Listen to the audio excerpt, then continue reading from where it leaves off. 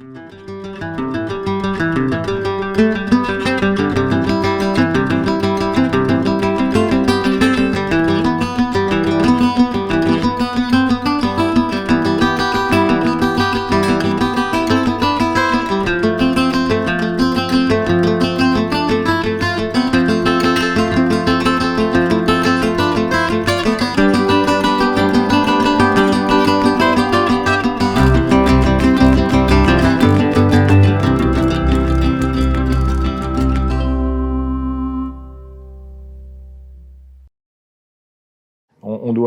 doit commencer à mouler une bassine quand la bassine est perlée, on dit. C'est-à-dire quand on a des perles de sérum qui apparaissent en surface. Donc quand on l'emprésure, bien sûr, on mélange la demi-dose de présure. Et puis après, il faut surtout une phase d'absence de mouvement, absence très rapide de mouvement, parce que les fibres de protéines, si elles sont en mouvement, elles vont s'étirer et on aura comme un effet comme des cheveux dans la bassine. C'est impossible de mouler, mais je pense que on abîme la matière. Et donc il faut cette absence de mouvement. Et à un moment, en fait, la coagulation va faire sortir le sérum. Ça rétracte la matière, donc l'eau s'en va. La coagulation, c'est le début de la rétractation de la matière. Donc en fait, on a l'eau qui monte en surface. Et le premier signe, c'est qu'en fait, on a des gouttes d'eau en surface. Quand la bassine perle, en fait, c'est le bon moment pour trancher et de mouler. Si on regarde précisément la bassine, entre le moment où on a mis la présure et le moment où on a un durcissement, c'est-à-dire là on pose le doigt, on enlève le doigt et il reste la forme du doigt, entre 12 et 20 minutes on va dire.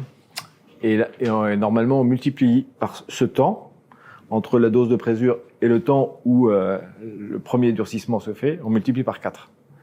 Voilà, et ça nous donne le temps pour trancher et mouler. Mais voilà, moi j'ai l'habitude de dire, regardez bien vos bassines. Quand vous voyez les premières gouttes d'eau, c'est que vous êtes dedans. Au contraire, si les bassines sont couvertes de sérum, c'est qu'on est en retard. Mais bon, des fois, il y a des journées où en fait l'activité, c'était pas le cas aujourd'hui, l'activité est trop forte et forte. Donc en fait, entre rien et une couche de sérum, il y a presque rien. En temps, c'est très rapide. On a choisi ce mode de tranchage parce qu'il nous permet de trancher comme on le souhaite. Soit des gros morceaux, soit des plus petits morceaux en fonction de l'activité bactérienne du jour. On va vraiment analyser d'abord le cahier et ensuite on va décider de trancher plus ou moins gros, qui va aider à l'égouttage. On va noter au nombre de tranches, donc là notamment on est en 11.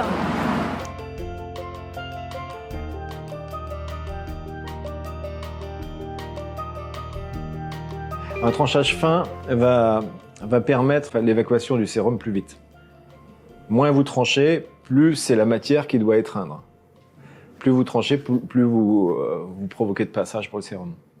Donc c'est un mode de compensation voilà, si l'activité est faible, eh ben en fait en tranchant un peu plus, vous commencez à redresser un peu le tir, quoi. Alors là encore, si on fait le parallèle avec ce qui se passe en industrie, les industriels en fait ont un couteau multilame qui descend dans la bassine.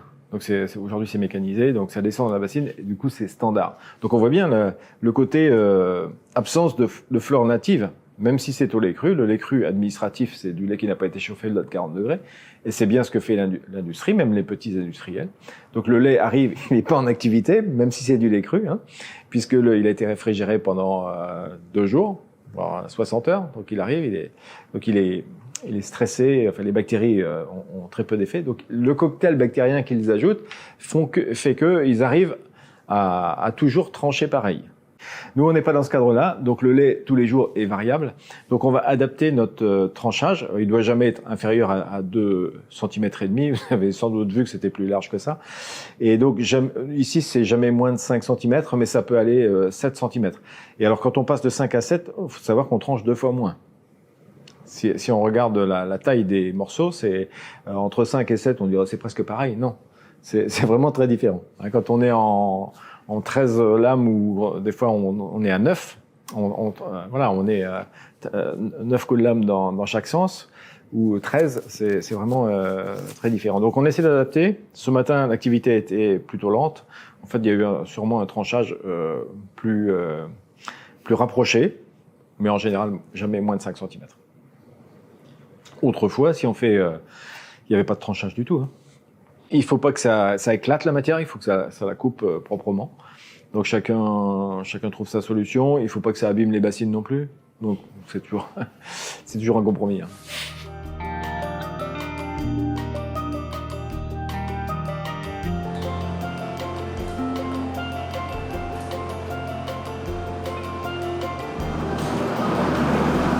Donc là, je suis sur l'étape du moulage. L'idée est de prendre autant de cahiers que de sérum dans la bassine et venir la poser dans le moule. On va prendre le cahier en escargot, ce qui va permettre d'avoir une bassine homogène avec un cahier et du sérum sur l'ensemble de la bassine. Vraiment pour avoir une texture qui soit là aussi très uniforme sur chaque fromage. Sinon, on aurait tendance à faire des fromages très secs, voire secs et petits et gros et humides. Alors, le moulage, c'est très important. Quand on a fait ces morceaux, il faut les respecter. Donc, il faut, surtout les premières louches, la première, il faut la poser dans le fond, ce qui est difficile. C'est vraiment, si on lâche, alors tout le cahier se trouve éclaté. 90% de l'égouttage va se passer par le bas. Ah oui. Alors, moi, j'aime mouler avec cette louche. Donc, le manche est plat. Je la tiens suffisamment loin pour avoir aucune difficulté au niveau de mon poignet. Et de bien gérer aussi la hauteur, la quantité nécessaire par fromage. Donc là, je vais venir juste poser ma louche et incliner de façon à poser le cahier délicatement. On n'y pense pas, mais il faut que la louche soit très fine. Puisqu'en fait, quand on va prendre, on va faire le tranchage horizontal. Donc, il faut, comme le sabre, qu'il n'y ait pas d'épaisseur sur la louche. Donc, il faut trouver le bon ustensile qui soit capable de faire ça, qui ait la bonne contenance aussi, environ 400 ml, et qui soit pratique pour aller poser le cahier. Donc, bon, chacun le sien. Nous, on a une louche qui nous a été donnée des années 60 en inox, que tout le monde préfère, mais à la fois, moi, voilà, je crois que j'ai trouvé mieux. La louche plastique qu'on utilise là elle permet de descendre plus bas dans le moule. Donc là, pour la première louche, j'arrive mieux à travailler avec et elle est plus légère. Enfin, j'ai une position du poignet qui est bien meilleure avec la louche plastique qu'avec la louche en inox.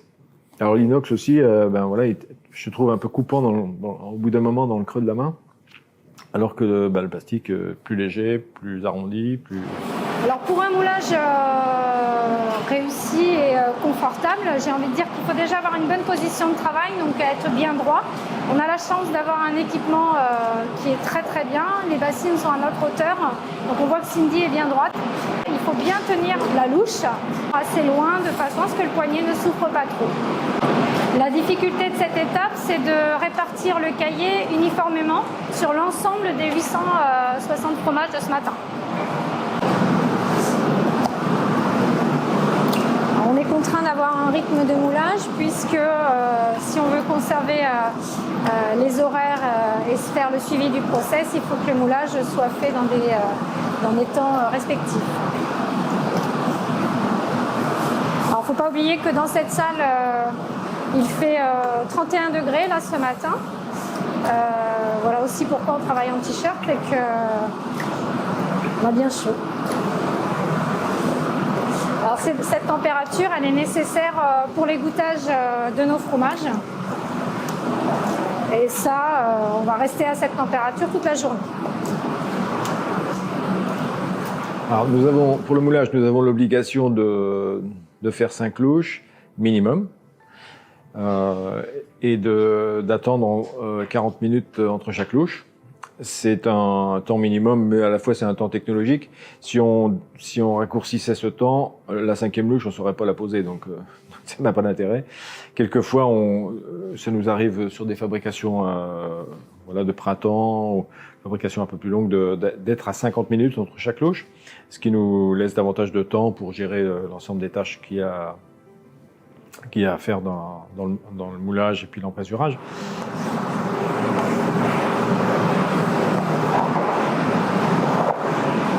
Déjà visuellement, je sais si l'égouttage est bon ou pas bon, mais c'est encore trop tôt pour... ça va être plus sur l'analyse de l'égouttage, mais que le camembert en soi. Alors ça va être la hauteur d'égouttage dans le moule. Voilà, on a des repères par rapport aux horaires.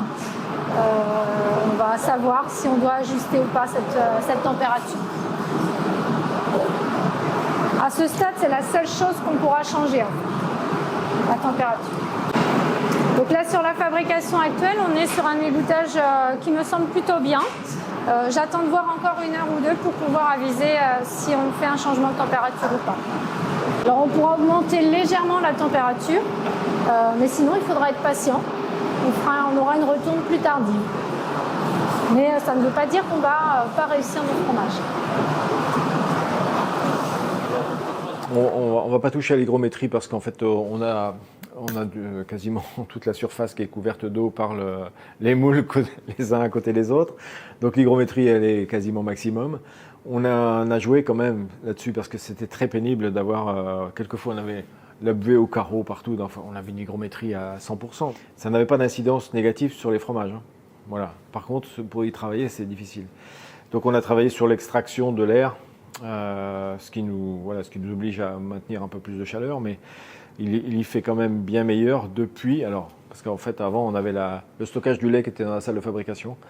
Donc à un moment, il fallait laver la cuve où il n'y avait plus de lait. Donc ça nous mettait une quantité d'eau en vapeur dans la salle. Donc on a déjà enlevé. C'est pour ça qu'on a l'autre salle maintenant qui stocke le lait, où là, bien sûr, on va avoir une hygrométrie très forte le temps du lavage. Mais elle n'a pas de répercussion sur les gens qui travaillent dans la salle de fabrication. Et puis aussi, on a amélioré l'extraction de l'air pour enlever l'humidité. Ouais, je pense que le moulage n'est pas le point le plus important du cahier des charges. Pour moi, c'est bien plus une question de composition de la vie du lait que le moulage. Alors le moulage a été imposé par l'appellation d'origine parce que les petits fromagers n'avaient que ça pour se différencier des grands. Voilà, et qu'avant que le moulage soit robotisé, ils pensaient qu'ils étaient à l'abri des industriels. On a vu très vite que ça a pas duré longtemps, ça a duré 3 ans. Entre le moment où ils ont voulu se protéger et le moment où les plus gros industriels ont inventé un moulage robotisé. Donc, on voit bien que c'était trop tard, que ça a pour moi assez peu d'importance, même si bien sûr ça fait partie du cahier des charges de l'appellation d'origine, alors on le fait. Le moulage en bassine, parce qu'en fait s'il n'y avait pas le moulage à la louche, ce serait le moulage en bassine, donc ce serait des bassines de 40 litres pour arriver à faire 20 fromages à chaque fois. Donc c'est aussi assez difficile de manier, c'est assez lourd, donc il y a d'autres inconvénients. Hein. Le moulage à la louche est contraignant par la répétition, mais si à la ferme, si on décidait de ne pas avoir de louche, ce qui pour moi ne changerait pas le goût du fromage, ce serait aussi d'autres pénibilités.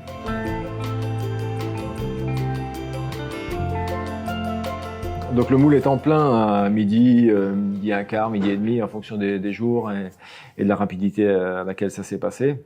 Tout le monde prie après, parce qu'en fait, on est suspendu au développement de ces bactéries. Quand on regarde, l'acidité est très faible en fin de moulage.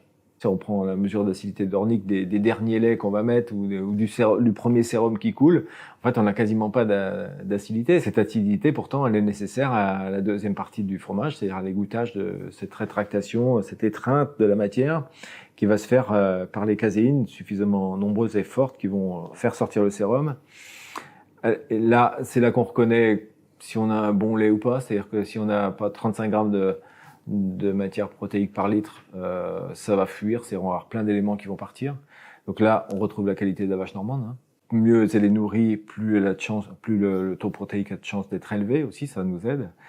Et puis un lait qui n'a pas traîné, c'est-à-dire un lait riche en calcium, tous ces éléments-là vont faire en sorte que, avec le développement des bactéries, parce que sans les bactéries, il va rien se passer. En fait, l'étreinte va être suffisamment forte et suffisamment rapide aussi pour que le fromage s'égoutte.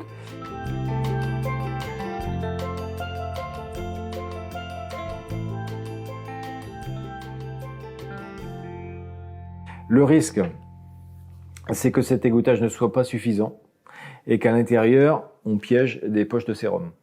Voilà, entre les louches, Vous avez vu comment ça se passe, c'est-à-dire qu'à un moment, il peut y avoir plusieurs, même 1 centilitre de sérum qui soit coincé entre deux parties. Et si l'étreinte n'est pas suffisamment forte, eh bien en fait, ce sérum va rester là. Ça peut développer des goûts pas intéressants du tout, une espèce de petit goût chimique qui est à l'intérieur dû à la fermentation de ce sérum. Donc cette étreinte est importante. Si on l'a pas, en fait, on va avoir un fromage trop humide. Mais à la fois, alors c'est ça qui est difficile à expliquer, c'est-à-dire que si on met pas assez de présure, donc c'est l'activité bactérienne qui va faire le travail. Donc un fromage lactique, c'est un fromage qui va conserver de l'eau, et c'était notre problème du début. Donc les fromages étaient gros, généreux, mais plein d'eau. et donc cette eau-là, à un moment, elle va s'en aller, le fromage va pisser. Enfin, c'est pas agréable du tout. Si on n'égoutte pas suffisamment le fromage, donc parce que justement il y a un manque de développement bactérien. On aura le même effet, mais le lendemain. L'activité bactérienne se développe en fonction de la quantité d'eau qu'il y a. Si vous avez quelque chose de sec, vous n'avez pas de développement bactérien. Si vous avez un milieu très humide, vous allez avoir un développement bactérien qui va occuper toute l'eau, en fait. Si vous avez un fromage qui n'a pas été suffisamment égoutté par la tendance lactique trop forte, vous avez un défaut. Mais si vous avez une tendance lactique qui ne se fait pas, vous allez avoir un fromage qui va rester humide. Et en fait, cette humidité va finir par poser un problème aussi, c'est-à-dire qu'on aura une post-acidification. Donc une acidification qui a lieu le lendemain. C'est pas beaucoup mieux. Dans un cas comme dans l'autre, c'est là la difficulté du camembert. Hein. C'est ce mi-lactique, mi-présir réussi tous les jours. Suite à la fabrication, là, l'égouttage a commencé. Hein, on voit la différence. Tout à l'heure, on était sur un moule qui était plein. Là, on est en train de descendre gentiment. Et en fait, ça forme des lèches sur les moules. Donc, on a un passage à 14 heures là, qui permet justement de faire le rabattage. Ça permet de rabattre ces lèches afin qu'elles ne sèchent pas. Et on la remet sur le cahier. C'est une étape assez rapide, mais qui est indispensable pour ne pas avoir de morceaux très secs sur le fromage. Alors, c'est un bon moyen à ce moment de la journée de s'assurer que l'égouttage soit bon et éventuellement apporter des corrections si besoin à ce stade. Là, on est très bien. C'est l'égouttage attendu. C'est pas exceptionnel, mais ça va le faire. Alors, le rabattage juste à la fin du moulage, bien sûr, il va aider le fromage à descendre. En fin de moulage, le moule est plein. Donc la salle est chaude, donc la matière en surface va sécher, va peut-être un peu coller au moule. Donc il faut faut décoller un peu cette matière qui a tendance à s'accrocher, pour que en fait le tour du fromage suive le milieu. En fait, hein. L'objectif, c'est d'avoir 2 faces planes, et malgré qu'on va retourner le fromage, voilà, ça facilite le fait de ne pas avoir des bords sur le camembert qui soient plus hauts. Ça ne facilite pas l'égouttage. Hein. Si vous n'avez pas d'activité bactérienne, c'est pas parce que vous allez rabattre plus ou moins que ça va changer quelque chose. Ça va simplement éviter les parties sèches du fromage. Alors, pour toutes les températures et pour toutes les concentrations, on peut appeler ça comme ça, c'est-à-dire la matière sèche doit augmenter. Elle doit jamais augmenter puis rebaisser. C'est-à-dire que quand vous avez une partie sèche du fromage, si vous la remettez dans le sérum après, c'est pas bon. Parce qu'en fait, ça a séché, puis vous le réhumidifiez, c'est pas bien. Donc en fait, il faut que ce soit constant dans une direction. Et pour les températures, c'est pareil. Si vous avez entre le moment, la salle où les fromages sont à 30 degrés, vous les sortez, vous les mettez en salage, ils passent vers 18 degrés, 16 degrés, vous les mettez dans le halloir la première semaine, ils sont à 14 degrés, vous les descendez la deuxième semaine, ils sont à 12 degrés, vous êtes en affinage, vous descendez à 10 degrés. Enfin, vous voyez cette progressivité linéaire, vous ne devez pas faire un retour en arrière. Et c'est pareil pour la matière sèche. En fait, vous partez du lait qui est à 87% d'eau, donc vous avez très peu de matière sèche pour obtenir du 50% de matière sèche sur le fromage fini. Donc vous devez aussi avoir une progressivité et jamais de retour en arrière. Donc si vous avez un bout de fromage qui accroche, À un moment, vous le décrochez si c'est un peu tard. En fait, vous le remettez dans le sérum. Et ça, c'est pas bien. Ça... Pour tout ce qui est emprésurage, moulage et égouttage du fromage, toute la partie premier égouttage, en fait, on est sur une température qui en camembert de Normandie, est autour de 30 degrés.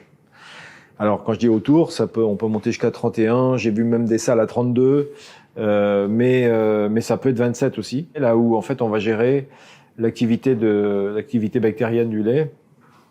C'est surtout les bactéries là qui vont varier en fonction de la température. On a besoin de cette phase de salle chaude. Ça, c'est pénible de travailler à des températures comme ça, mais à la fois, c'est le caractère mi-lactique, mi-présure. On a mis une demi-dose de présure. À un moment, si on veut que l'égouttage soit assez rapide derrière, il faut la température.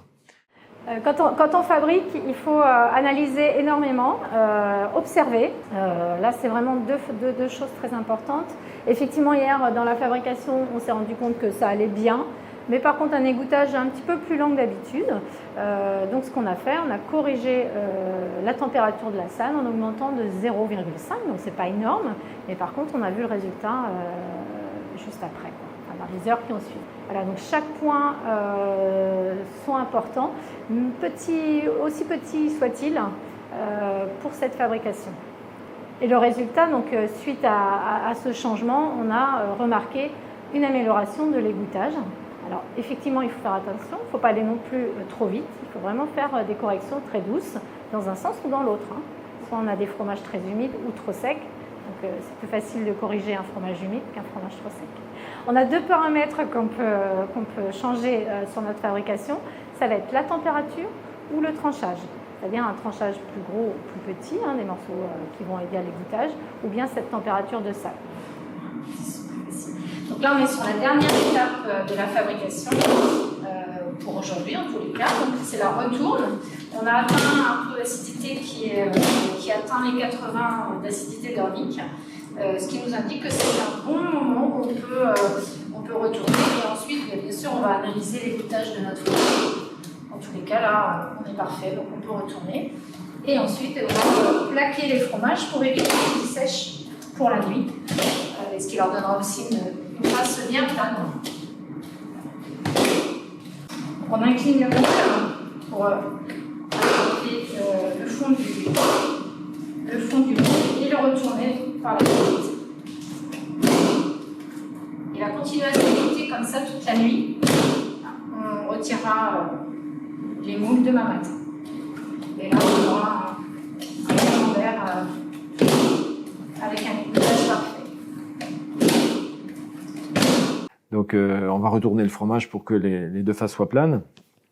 Et il faut que le fromage soit suffisamment consistant pour pouvoir permettre le passage des doigts dessous sans que la matière passe à travers les doigts. Donc il faut qu'il y ait de la consistance.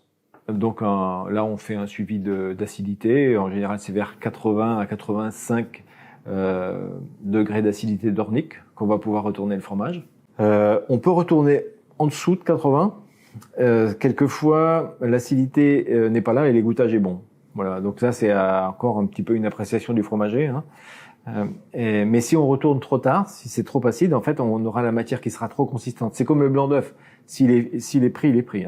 Donc là vous devez avoir, c'est bien normand, une matière suffisamment consistante pour pouvoir passer les doigts dessous, mais suffisamment souple pour que quand vous allez retourner, la matière se mettre, voilà, pour avoir les deux faces planes, il faut que il y ait encore de la souplesse. On fait le suivi de l'acidité toute l'après-midi pour déterminer le moment de la retourne. L'objectif, c'est de ne pas être trop tard parce que les gens n'aiment pas travailler tard. Je pense aussi que qualitatif pour le fromage, c'est-à-dire si le sérum sort assez vite, on n'aura pas piégé dans des petites cavités. Voilà, il y a moins de risque d'avoir piégé dans les petites cavités. Donc après la retourne, on plaque parce qu'en fait la salle est encore à 30 degrés et que si on laisse le fromage découvert comme ça, en fait, on va sécher on va faire un risque d'avoir une croûte. Alors une croûte, c'est le pire de tout. Il faut jamais que le fromage croûte, puisqu'en fait, s'il y a une croûte, l'eau restera dedans. Il faut que le fromage continue après à s'égoutter, à perdre de l'eau. Donc on a un léger pourcentage d'eau qui s'en va tous les jours, une perte de poids. Mais s'il y avait un croûtage du fromage, en fait, ça s'arrêterait. Et toute l'humidité resterait à l'intérieur. Donc là, c'est foutu. Le pénicillium ne pousserait pas. Enfin, donc là, le plaquage est obligatoire. Il y a deux façons de faire, où on met une plaque individuelle, où on pourrait couvrir l'ensemble des moules pour éviter. C'est arrivé quelquefois qu'on manque de plaques, donc on pose une grande plaque inox sur des moules, ça fait pareil. Hein. Donc c'est pas la plaque, elle va pas avoir un effet de pression, elle va éviter la déshydratation.